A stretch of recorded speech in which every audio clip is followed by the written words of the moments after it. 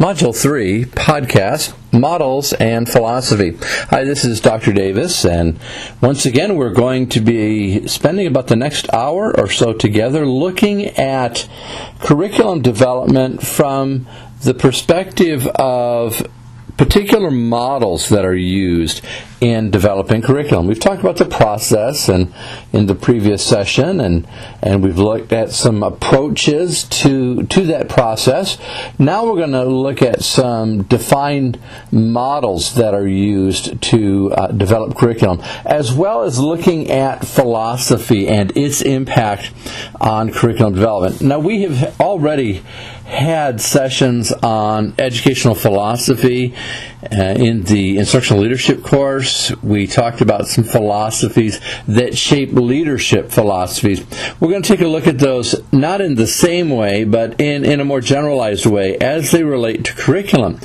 And see how curriculum has been shaped by these philosophies and many things that you see done in classrooms today and curricular choices that have been made. You're going to see how philosophy, a particular philosophy, has shaped those changes.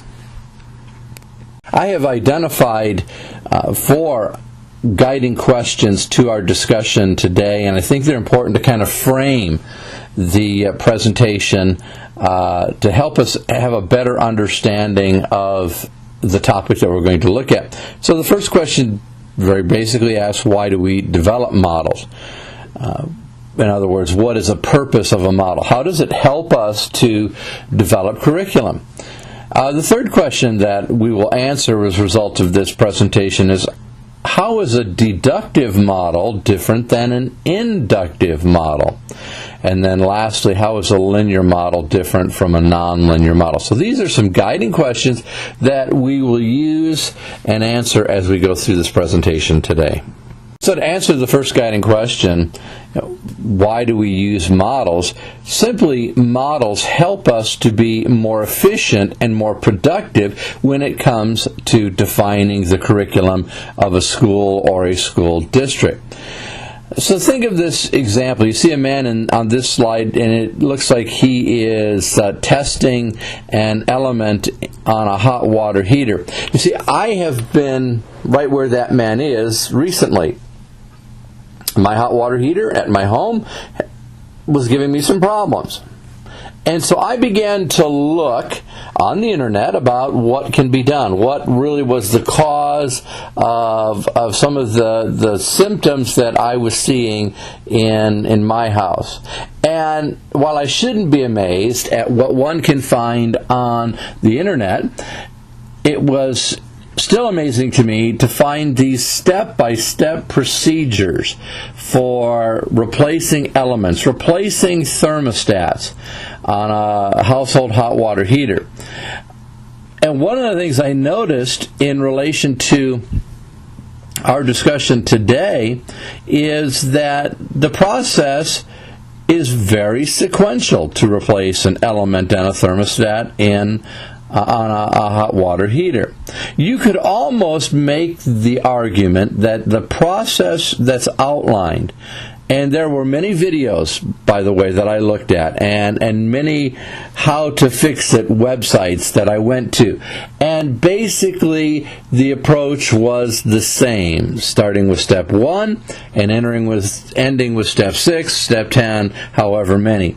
And so it became obvious to me, maybe I was looking for it because we're going to be talking about models this week, that, wow, that's actually a model. But then, I realized there are actually more than one model for replacing an element and a thermostat on a hot water heater.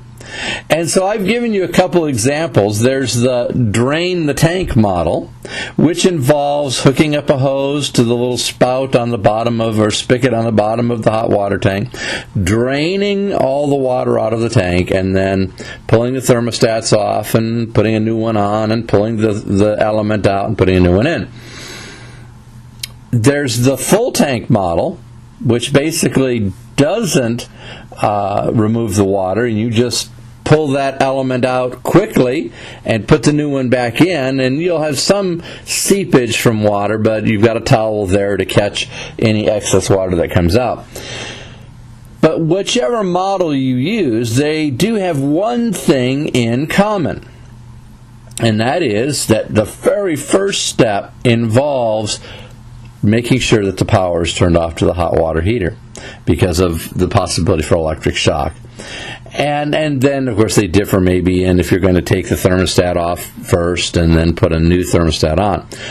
All of this to say that models then help us to be more efficient. And I was surprised that if you followed these instructions on the hot water heater, you could have that thing off in probably 15, maybe 20 minutes by the time you unscrewed everything, and by the time you screwed everything back on and filled the tank with water and cut the power on, or already had water in it, you just turned the power back on at the end. So it was about efficiency. Nobody wants to spend a lot of time working with a hot water heater. That's one of those jobs that you want to get done and move on to something else. It's not that exciting. Once you've done it, you've really grasped all that you can possibly grasp out of that learning environment. So models, when it comes to curriculum, then help us to be efficient, and they help us to make sure that everything that needs to happen in the development of a curriculum is taken care of. The course textbook identifies 3 particular models, and I've named them based on the person who is credited with the development of that model. So we have the Ralph Tyler model, the Tyler model, the Taba model, and the Oliva model. And you can see here, I've tried to compare and contrast them. You see that Tyler and Oliva are both deductive models, and Taba is an inductive model. And so because we look at these deductive models, we see then that they start with general premises about what students need to know, and then proceed down to the specific objective, the specific goal, and the measurement that would go along with that. In a deductive model, they identify broad goals and standards that drive the development of the curriculum, and that's both Oliva and Tyler. The Taba model is different because it is an inductive model. It starts with the very specific. It starts with identifying content knowledge, standards that must be addressed in the curriculum, and then proceeds to the broad by defining content areas and subject areas that will be part of the curriculum. Also, the Taba model is really designed for the school level, the grassroots level, not the macro level, national level, or even state level. This is something that's more of a school-based effort and initiative. Tyler and Taba and Oliva are basically linear models, which means that you must always start at one place and flow through the model. They are not designed for you just to start anywhere and go. So they're linear, they're sequential would probably be another way of describing it. All of them focus on a particular phase. So certain things are done at certain times. They're not looking at the people who would be doing those things, but just what happens in step 1, what happens in step 2, and then what happens in the following steps. There are 2 broader approaches to modeling of curriculum development. The first, and this is the one we're going to spend our time with, is the techno-scientific approach. The other approach is entitled the non-techno, non-scientific approach. We're not going to focus on that one. There are just a lot of different models for developing curriculum, but all of the models that fall within what is considered a techno-scientific approach, which the Tyler, Taba, and Oliva models are all going to fall within that approach. Focus on the subject area, the discipline or the content. And the way this approach looks at the development of curriculum, it identifies what it is that students are supposed to learn within specific subjects. So this would be a subject that is created by a national organization, for that matter. And then, in addition to those discrete bits of information about that subject, English or algebra, whatever the subject may be, the curriculum developer is challenged with determining what are the outputs that the student will have to demonstrate and on which the student will be evaluated. Like many of the approaches that we have seen so far, whether it be the behaviorist approach or even a humanistic approach or the models we're going to see in this discussion this week, they all begin with a plan. They have a document on which the design is based. In a techno-scientific approach, the focus of the planning is on how one is going to structure the learning environment and what's going to happen within that environment. So classrooms, and I have stated this in many lectures, classrooms do not just happen. Learning doesn't happen. Learning is planned. And I believe that we create opportunities for learning to take place in the classroom. And if you don't take a deliberative approach to planning, then you probably aren't going to see as much learning taking place. And if we go into the classroom with the assumption that the students are there to learn, I think we go in there with a faulty assumption. We must create an environment where students want to learn. We can draw them into that, but we are not going to force them into it. We will have to do our part, which is to draw them in. Planning also involves how we're going to use the people and the materials and equipment that we have in that learning environment. We have only a set amount of materials, and so we must then make decisions, and that's really what curriculum planning or decisions and development are. It's a series of decisions on how those materials will be used and where is the best place to use them so that they have the maximum amount of impact, which would be then learning. The goal then for people who fall within this techno-scientific approach to modeling is that our children are there to acquire knowledge, information, and that really the way that's going to happen is the educational system must be highly efficient.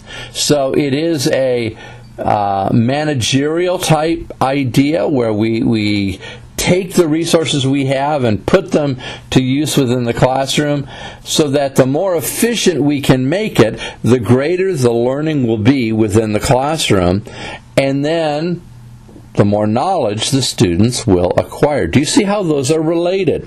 Knowledge acquisition and efficiency work together.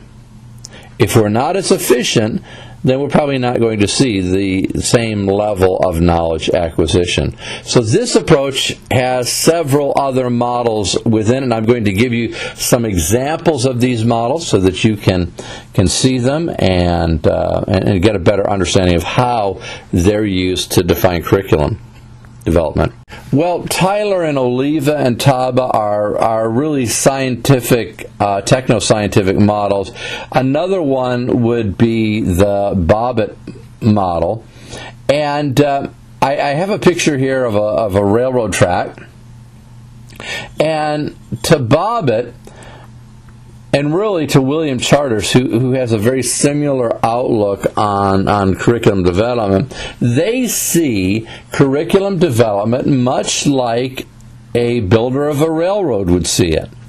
And so not that the same processes happen, but they conceptualize it in their mind that there are some things that happen, very broad things that happen as a part of building a railroad that also happen when it comes to developing curriculum. So first, they see that before you lay the first bit of track, you have to have a general route in mind as to where the railroad's going to go, from city A to city B.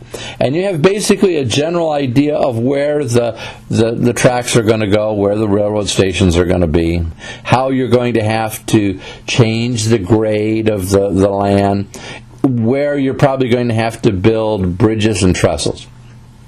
Once that route has been established, then a group of surveyors come along and they actually lay out the specific track. They mark it and they do the surveying work and measure where the tracks are going to have to go, what places they're going to have to go around, what mountains they may have to go through, and of course where they're going to have to establish bridges. Once that has been determined, then it's up to the track layers, the builders, that grade the land and put down the gravel and the railroad ties, and these tracks then are laid on top of that. And in a similar fashion, then when it comes to curriculum development, Bobbitt suggested that even like a railroad engineer, an educator takes a broad overview of the entire field, and he looks at algebra, he looks at history, and says, okay, this is the broad view of that content or subject area. And then he outlines, or she outlines, specific things that must be addressed in that subject. Have you not noticed, as you've taught history or as you've taught math, that no matter the textbook, there are certain content areas and standards or objectives that are presented? Now, they may be presented in different orders, but yet they're still presented. And it didn't matter on the textbook because really you saw the basic map of what had to be presented. It was a broad overview. And then you added in the detail of, okay, I want to talk about this particular activity, and I want this content area, this concept, and then I want to cover another concept that relates to this topic. And finally, I add in the details of, okay, I want to use this activity, I want to use this instructional strategy, I want to use this resource or this material to convey that information so students learn it. So really with Bobbitt and people who used a similar model, it was called a task analysis model. And the way he approached curriculum development was he took a topic and he identified all of the activities that the students would engage in. And he would come up with 100 or 200 activities that would be a part of that course. And then from those activities, his second task was to distill down the objectives that would be met by that activity.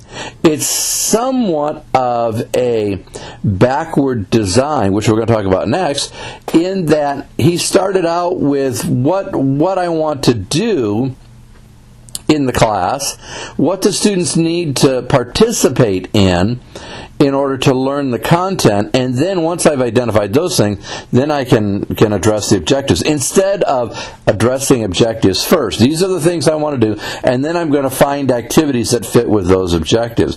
His is a more holistic approach, I believe, because what he said is, I don't want to worry about just specific objectives. I want to know all the things a student needs to know about English literature, British literature, whatever it may be, and I'm going to come up with the best activities that I can. that I know are going to be meaningful to the student, and then once I've done all of that, I'll go back and say, okay, this activity identifies these following objectives as what are going to be addressed in this activity.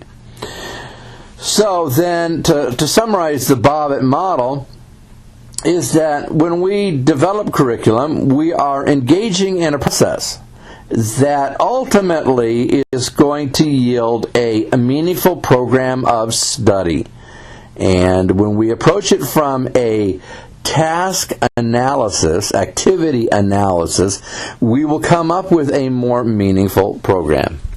There are two other models that I just want to call your attention to, and really to be completely candid, there are probably another 5 or 6 that I could present. I didn't want to overwhelm you with just lots of different models, but there are 2 others that you will see in the literature, and some of them you may have already heard about, by Grant Wiggins and Jay McTeague, the backwards design, or what's also called backwards development.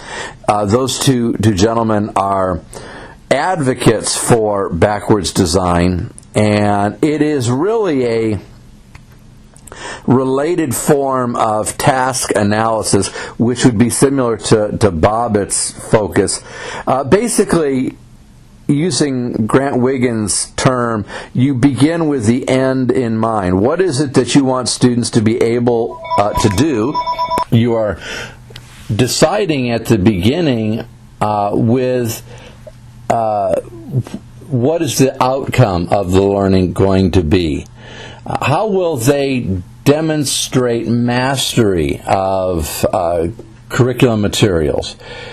And it's going to be observable. The key to the backwards design and really any task analysis model is going to be on the observable side. How we evaluate it based on things that we can see and we can touch. In addition to that, not only what can they do with the content they've been provided, what is it that you want them to know? What is important for them to learn? So this model really has an outcome-based mentality, and it was criticized somewhat back in the 1980s. Instead of starting with the inputs, and that was very common in those years in curriculum, making sure that every student had the most relevant materials and the most energetic strategies were used to teach the content, and the focus was on if everything, all of the inputs were of the highest quality, then there was no doubt that the students were going to learn. And what we found is that the inputs that were used and the materials that were used didn't always result in great amounts of learning taking place. And so a shift took place towards the mid to late 80s that said, well, let's focus in on the outputs, because really that's the important feature. It's not whether they've had the amount of seat time they're supposed to have for the subject. It's more what can they do. I mean, we think of Rudolph Flesch's book, Why Johnny Can't Read, and how shocked we were that students could get a high school diploma and yet they couldn't read the words on the diploma. Well, that was because the focus was on the inputs, and they had the requisite instruction, they had the requisite materials to be used, and there were tests given, and yet little Johnny still couldn't read. And so the pendulum began to swing more towards a look at, well, listen, if we are going to say that Johnny is well educated when he completes high school, then we need to be sure that he actually can do what it is we've said he can do. And if we say he can read, he should be able to read. And if we say he understands history and knows history, well, we should be able to see that as well. So backwards design then shifted away from inputs to the the outcomes on what students were able to do. Another model that has been used frequently, and again, Bobbitt is a good example of this, and really to a certain degree so is Wiggins and McTeague. It's task analysis, and this is further broken down into two forms of it. The first being subject matter analysis, where we identify the content that we think every child must know. And Edward Hirsch wrote a series of books on what every kindergartner needs to know, what every first grader needs to know, and so forth, all the way up through, I think, 8th grade. And it was really a subject matter analysis, saying these are the concepts that every child must know, must memorize, and be able to regurgitate upon command. Maybe regurgitate isn't quite as accurate, but they were supposed to be able to recall these concepts, and its focus was on the knowledge base. The other form of analysis within task analysis is a learning analysis, and that focused on, okay, what activities do we need to provide so that the student can learn this content and be able to recall it. So what kind of experiences do we need to make sure take place in the classroom so students can learn? Do they need the homework? Do they need manipulatives? Do they need to have small group activities? Do we need to have certain interventions in mind? So forth and so on. I like task analysis as a model because I think it's not one or the other. I think both of them have to be involved. So there are certain things that are important. For example, do students need to know what the state capitals are? Think about that for just a moment. Do students really need to know what the capitals are? The names of the state capitals? Some might argue, absolutely, that is knowledge that's important. They need to be able to recall the capital of Alabama is Montgomery. Where others may say, I don't want to cloud the child's mind with that trivial bit of information, or maybe I should say trivia-based information. That information is readily available. They can go to Google or any search engine and type in the capital of Alabama is, hit that, and within so many nanoseconds, Montgomery's going to pop up. So there are those who would say, no, I want students to be good consumers of information, and I want to create activities that are going to help them. So I might be more leaning towards focusing on the activities and being able to use a search engine and how to filter it to get the information I want. So again, I don't see it's one or the other. I think a lot of these models work together and really help us to find a curriculum that would be beneficial. Answer another of the questions that were guiding this discussion today. So why develop models? Well, curriculum development is not just something we do. It's not an event. It's a process. It's something that goes on and on and on. It starts at the beginning of the year, but we're constantly defining and redefining the school's curriculum or the classroom curriculum as we adjust it. In any of my classes at the university, I have the standards that I'm addressing, but within those standards, I modify some of the content that's presented because content changes and new information is provided, better understandings are provided of these contents. So sometimes I take something out and put something in. So the curriculum is constantly being designed and shaped. Also, the models help us to be systematic in our approach.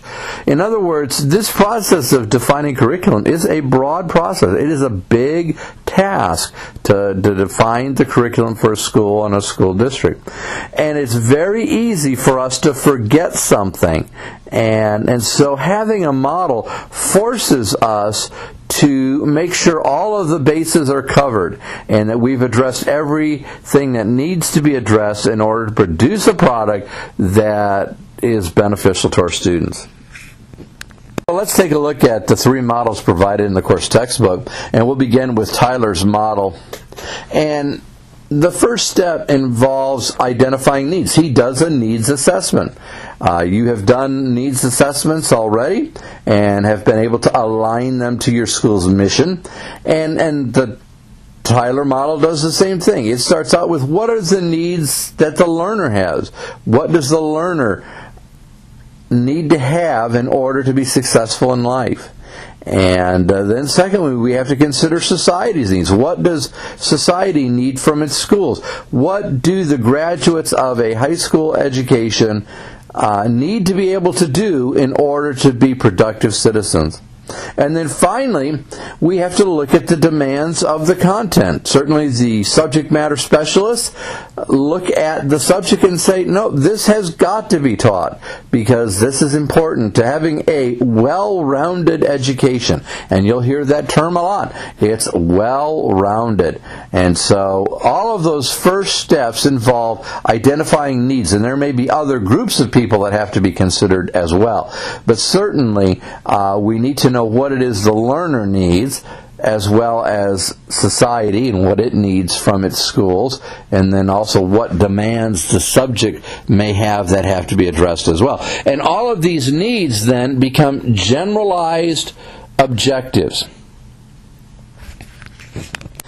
And they get shifted through the school's educational philosophy and the mission of the school. And then as a result of looking at what is important to the school, we can then identify instructional objectives. Now notice we're not talking about learning objectives, but we're defining instructional objectives. And we also bring them through on the right side of this slide. You'll see here the psychology of learning. And so we have to take into consideration all that would fall within that realm of what it means to be a learner, how learners learn. And from those, then we can create a list of objectives that will guide the instruction within the classroom. Then once we have determined instructional objectives, we will then go out and look at the learning experiences that we are going to craft to meet those objectives. So instructional objectives really is that first step of the process when it comes to what activities, what experiences are the learners going to have in order to achieve that objectives. And we'll also look at an organization then of the learning objectives. This is where we put our scope together and the sequencing of those learning experiences that are going to take place. Third, we'll create the direction of the learning experiences, that of course being the sequence really. And then finally, the evaluation of those learning experiences. No curriculum that is worth its salt does not have some form of ongoing evaluation. And I'm not thinking necessarily of some kind of standardized test, but that there are more formalized ways of evaluating curriculum. We're going to talk about those in another module. I want to spend some time talking about evaluation of the curriculum, and oftentimes we use the test as the evaluation of the curriculum. And I'm not saying that that's necessarily bad. I'm just saying that I don't think that's fully the best way to measure how successful the curriculum is. So notice then that in the Tyler model, it begins with the needs of the student, society, and the subject, and then ends with an evaluation of the learning that has taken place as a result of that curriculum. Hilda Taba's model is really a task analysis model that focuses on the subject analysis. And what she believed needed to happen when we designed curriculum is that we created a listing of learning units that would be presented to students. and she might have, and she'd break it down by subject, and then she might have 20 or 30 or 40, I'm just throwing some numbers out there, units that would be related to that subject area. So she created the units first, and then she would take those developmental units. In other words, they'd been developed, but they'd never been implemented. And she believed that it was important to practice with those units to really see where you needed to make changes. So she created these pilot units then. She would have them delivered to the students, and then based on the reaction of the students, she would then make adjustments to that particular unit. And that's really the second step you see on the right-hand side is the evaluation. So after the unit had been presented, then she would evaluate its success. How well did it achieve what it needed to achieve? How well did the students respond to it? Did it meet the needs of the students? And then, of course, if it didn't, where were the problems? What needed to change? Did it need to be reorganized? Whatever happened, within that unit, not overall organization, but organization within that unit. So there was an evaluation, and once the evaluation had been completed, then there was a revision and maybe even merging of units together. Then once you had identified the units that were to be presented as a part of that subject, that's when you got to the organization. And you determined the structure of your curriculum, and you would put this unit before that unit, and you would create a scope and a sequence for the units that were to be presented. Finally, you would have a second implementation, and at this implementation, you would have the final version of the unit, and this would be the point where the units would be then presented to staff through staff development, and they would be shown, these are the units we're going to present in this subject, and these are the units that will be covered in this subject, and then presented to the staff for them to follow up on. So this is a very grassroots level. Notice that we're not talking about this happening at every school. This was a school-based model. So this happens at the classroom level, happens within a department or at a grade level. A very intensive model, but also one that allows for the uniquenesses of a classroom to shine through. So very different from the structured model that Tyler presented. Her model is very much linked to that individual educator. The Oliva and Gordon model, probably one of the most complex models that I have seen. It is a very detailed model, and it takes some to kind of see how it starts. Well, it also, like Tyler, begins with an analysis of student and societal needs, and that's where we come up with this list of needs, and we funnel that list, we filter that list through the philosophy of education, what we believe is the role of the student, the role of the teacher, the role of knowledge, and really we also funnel it through even the school or school district's mission, and from that we specifically then identify student needs, community needs, and subject needs. Notice that Tyler does that at the initial step, and Oliva and Gordon add another analysis of student societal needs at the front. So really those two kind of yellowish orange boxes, those are generalized needs. What you see in the brown boxes are specific needs that are aligned to a school or school district's mission and philosophy. And from these needs, we then craft curriculum goals and the broad targets that we are going to shoot for, and then we will develop curriculum objectives. And those objectives are the specific targets. They will tell us when we have achieved that goal. Notice then that evaluation of the curriculum focuses on the goals of that curriculum. That's what really is being measured. Did we achieve the goals that we set out to achieve based on the needs? So we've done needs assessment. We then, from that, have distilled out some broad goals that we want to achieve, and then we've identified the measures that we will use to determine whether those goals have been achieved. And so that's where the evaluation hits, is looking at those goals and the objectives.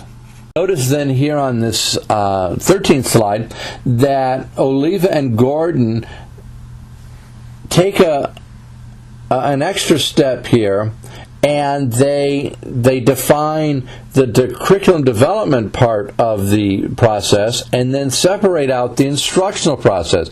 So once you have identified curriculum goals and objectives, then all that's left for you to do is to organize that and then implement. The implementation then comes in instruction. That's how you determine how a curriculum is to be used, is you actually just go out and teach it. And they say that what you need to do is you take the goals of the curriculum, and from that you identify separate instructional goals and separate instructional objectives. And so when you evaluate, you're going to really evaluate two different times. You're going to evaluate the curriculum, but then you will also evaluate the instruction. And so once you've identified the instructional goals and the measures that you will use to determine if you have been successful, that's when you will select instructional strategies. And remember that Tyler also has the instructional experiences that he's developed. And before you begin the actual implementation of instruction, notice that Oliva and Gordon have the teacher identifying the evaluation that will be used for the evaluation of instruction. So we identify the strategies that we're going to use, and that may be a project, that may be a test, that may be something else. So before you really begin this process of instruction, you have already determined what you're going to use as your measures. So you have then in that large circle the implementation of the strategies. That's the implementation phase. Once you have implemented your instructional strategies, you have a final selection of evaluators. This allows you a preliminary selection of evaluation tools and a final, so that you can tweak it a bit. Once you've determined the measures of evaluation for the instruction, then you actually evaluate the instruction, which in turn is used to help you identify the evaluation of the curriculum. And so basically, evaluation of instruction and the curriculum work together hand in hand. Again, a very broad and specific model, very complex model for curriculum development. I like that they bring in instruction as a part of the development process, because really without the instruction you don't have the implementation phase, because that's how curriculum is implemented. You have to teach it. So I like that aspect of it, but it is a very complex model. Now let's turn our attention to educational philosophy. We've covered philosophy and its impact on leadership in another course. Now we're going to look at some of those same philosophies, but in terms of how they shape curriculum and the forces that they exert on it. You'll remember that a philosophy is just a general statement of belief. It comes from the Greek word that means the love of words, or some translate it as the love of wisdom. And ultimately, a philosophy looks at the world in terms of, or maybe I should say shapes the world in terms of aims, purposes, roles, knowledge, and instruction. Those are the areas that philosophy typically addresses. So when we think of the aims of the curriculum, we're thinking, what is the content, the major outlining purposes that the content is trying to address, the overarching needs, maybe would even be a more specific or precise way of describing it. Then you have the purposes that curriculum is designed to meet. These are more specific, aims being very broad, purposes being more specific as to the why we are covering the content that we're covering, the order that we're covering, and how we've divided the content up by what's going to be taught in first grade versus what will be taught in third or fourth grade. The roles of the curriculum look at who's doing what. What is the teacher doing? What does the student do? What does the district do? The leadership do? All of these are kind of encompassing the idea of the who in the philosophy. Who is doing what? And then, of course, we have the knowledge. That comes down to the content. Again, what is it that we're going to actually cover as a part of this course on Algebra 1 or Algebra 2. Finally, you have the instruction, and that's there is a philosophy that guides how we teach. And it, again, answers the question, how is the information to be conveyed to the student? Are there going to be specific strategies used, specific activities used as a part of that process of instruction? So curriculum and instruction have to be joined because they are linked together. They are common ideas. We don't have curriculum over here and instruction at an arm's length away. They are intertwined. And then that would explain why then philosophy drives how we convey the information, as well as how the information is grouped together, and really determining what is going to be made up as the curriculum, what content is going to be brought together for the curriculum. Now, there are 4 guiding philosophies that shape curriculum and instruction in America. Your textbook identifies Reconstructionalism, Progressivism, Essentialism, and Perennialism.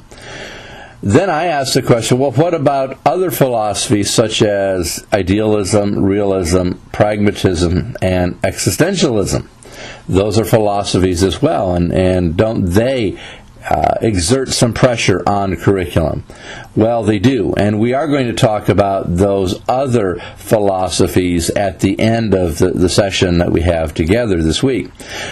But first we'll deal with these 4 philosophies.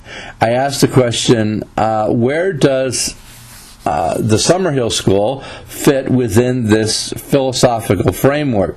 And I ask that because if you're familiar with Alexander Sutherland Neill,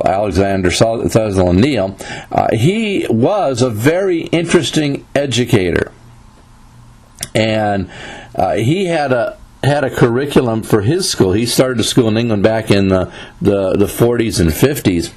and it was really considered an avant-garde school in the 60s. Basically, the premise of it was that there were no rules. The adults were there, but the students made the rules, and the students, if they didn't want to do any kind of studying, they didn't have to.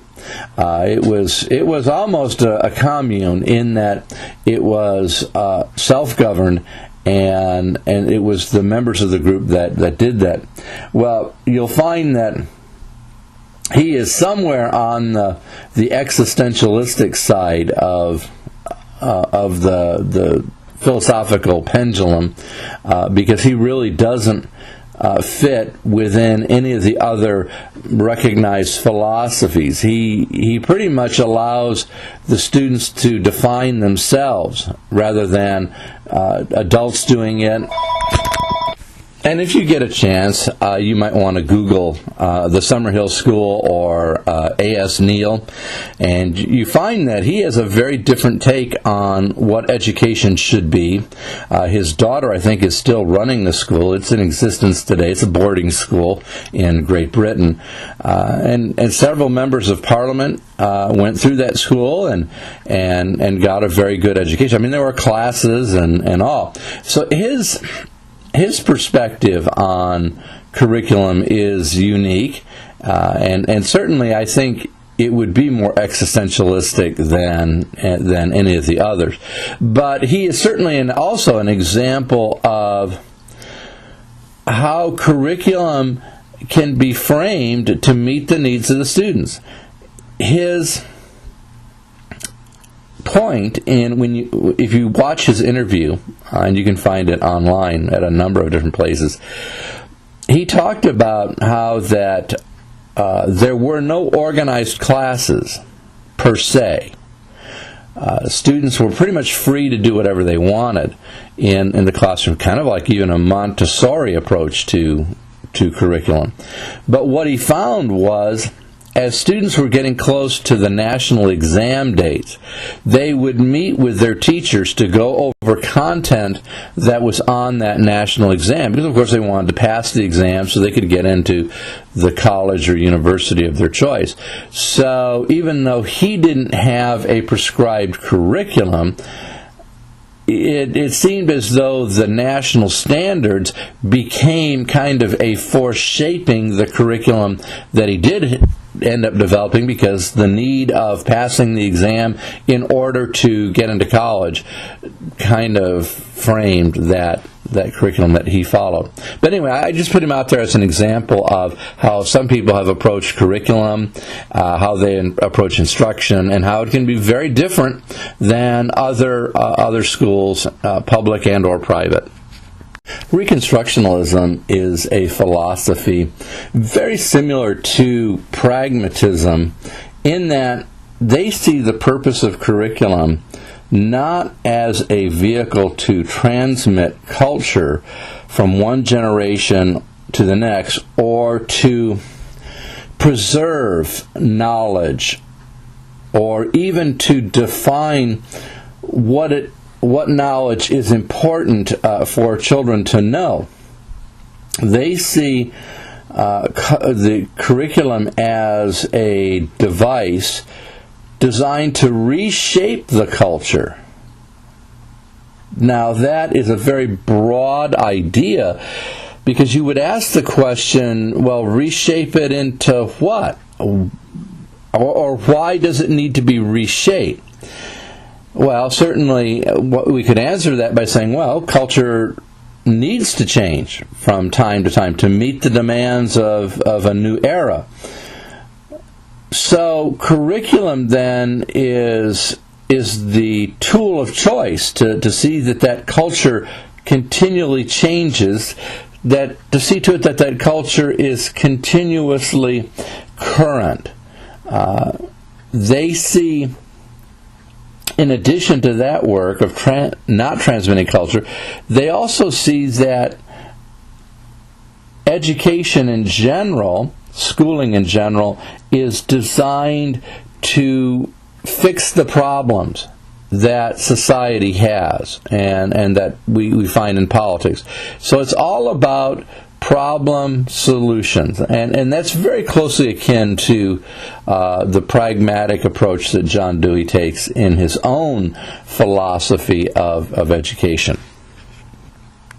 Perennialism is a look backward to the wisdom of previous generations, and that modern times should be guided by that wisdom.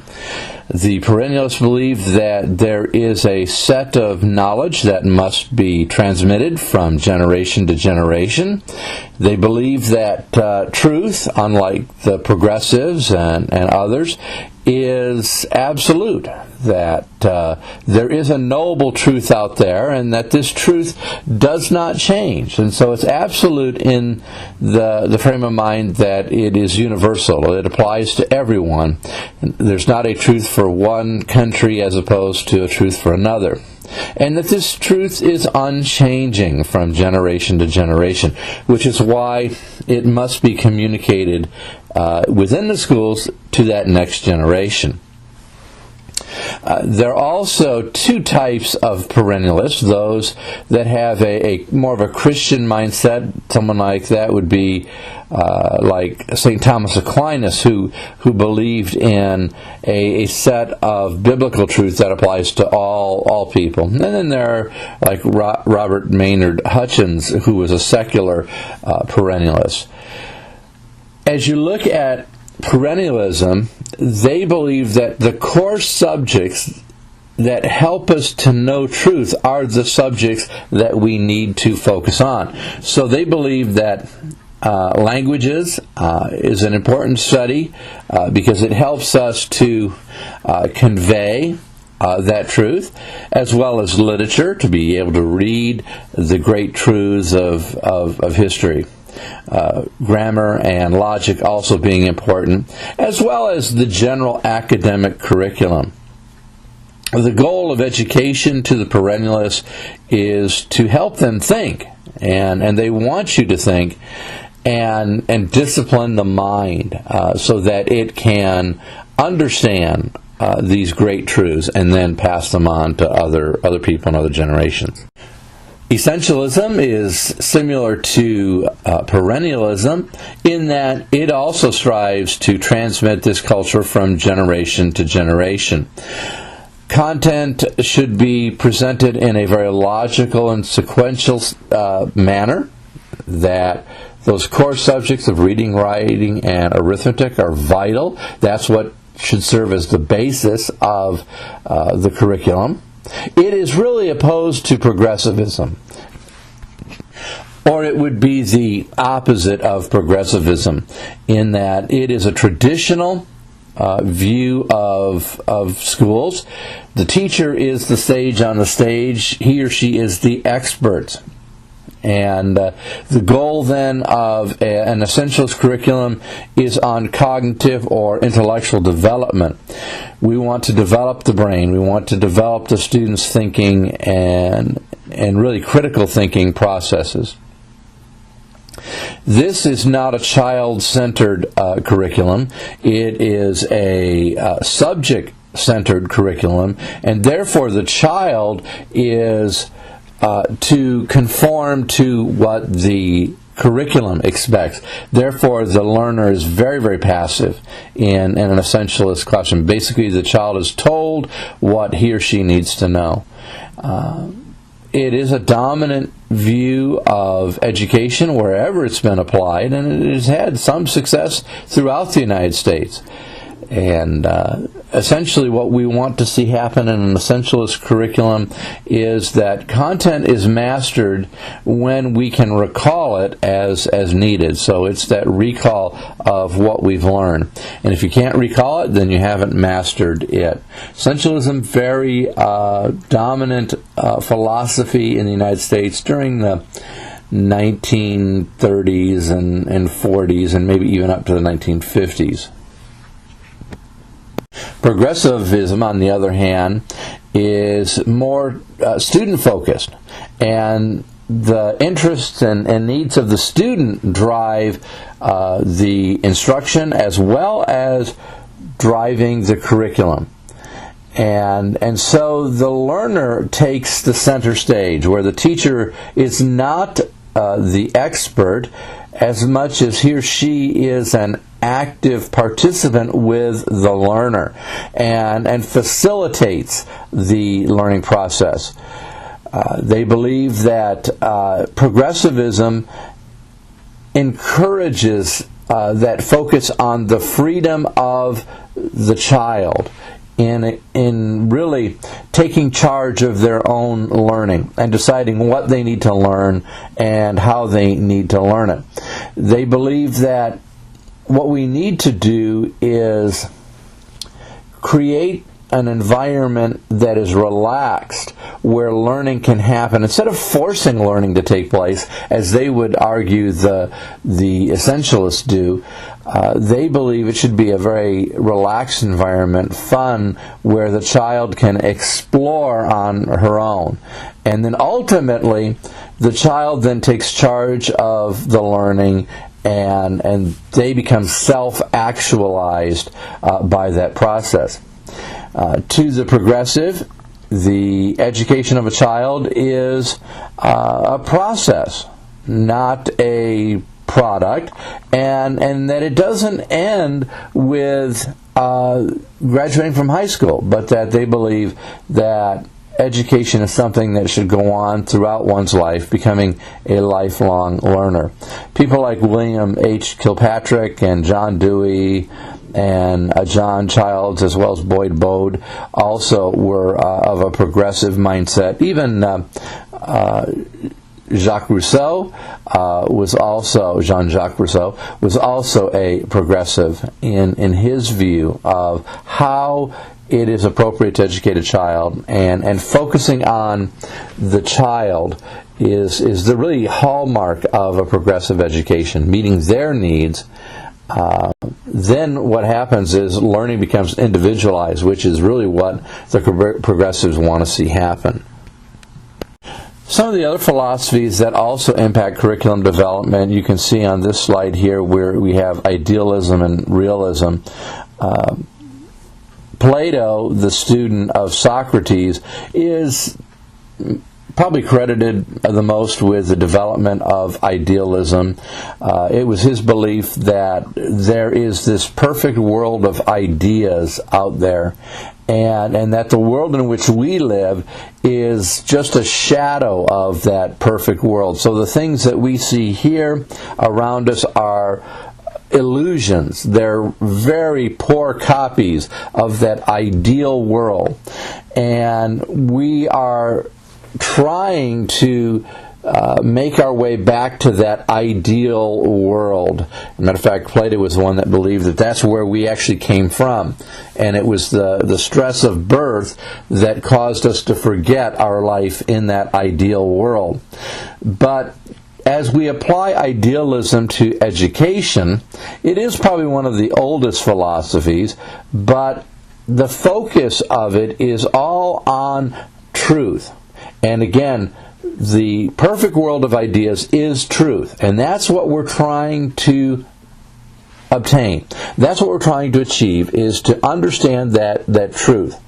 And therefore, then, what we do in education is to prepare children to be seekers of truth. And we use subjects to help us in our quest for understanding truth.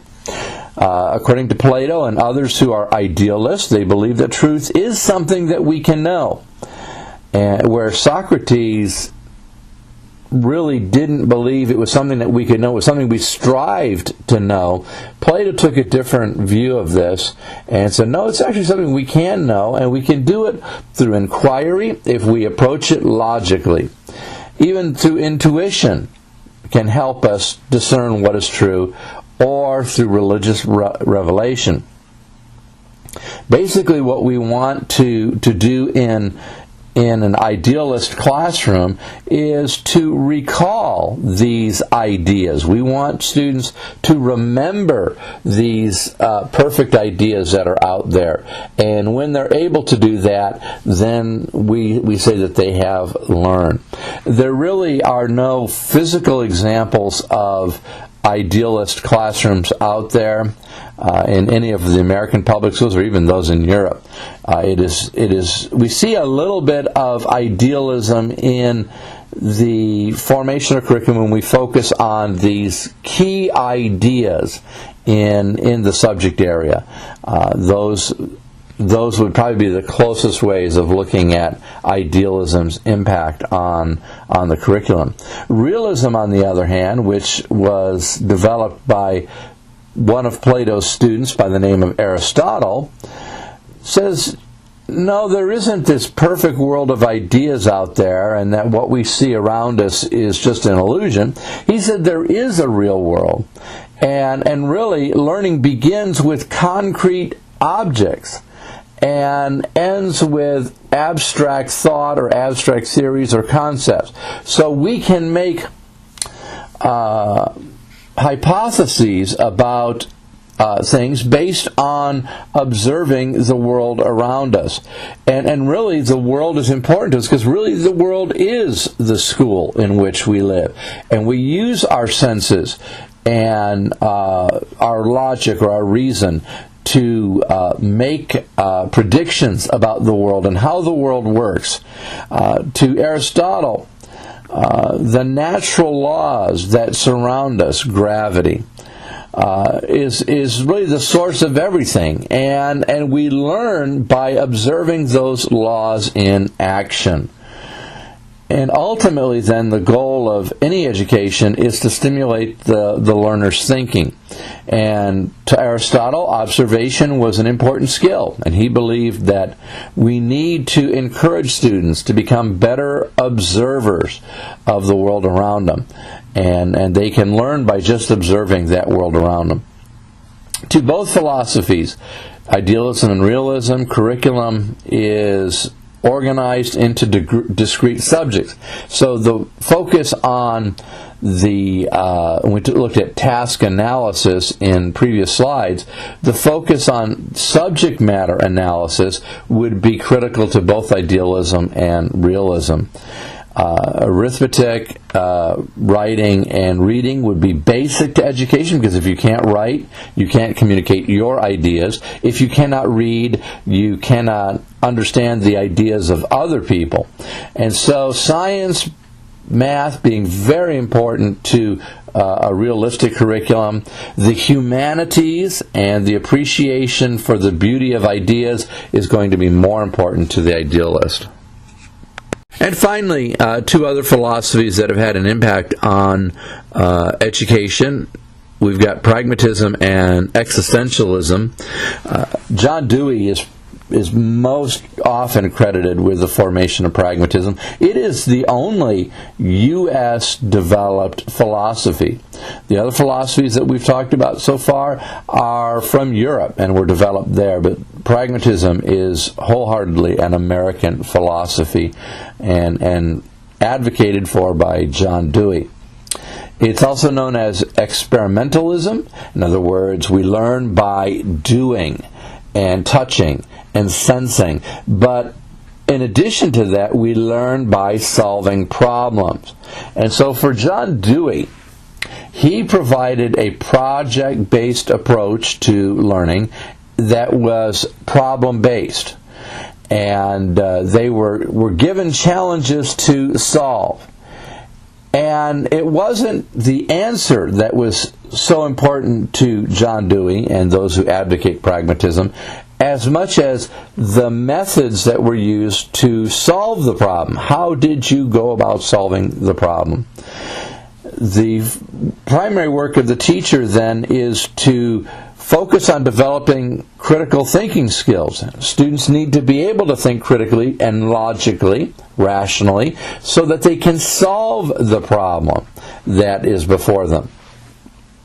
There are no absolutes in pragmatism, so culture is relative, truth is relative, everyone can have a different perspective on truth.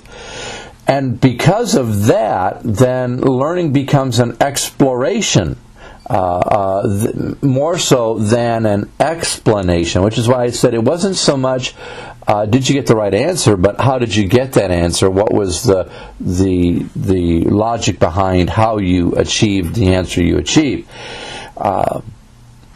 It's not, again, so much on what it is you're supposed to think, what is the right answer, but then on can you think critically.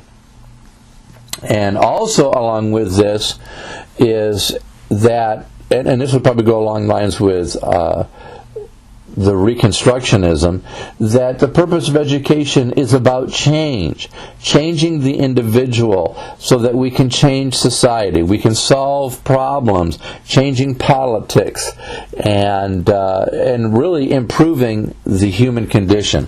We believe that humans can be better than they were.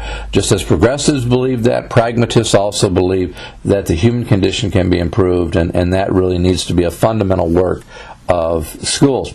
On the other side, existentialism is very different from any of the philosophies, because an existentialist believes that learning is a personal journey. It's an individual trip.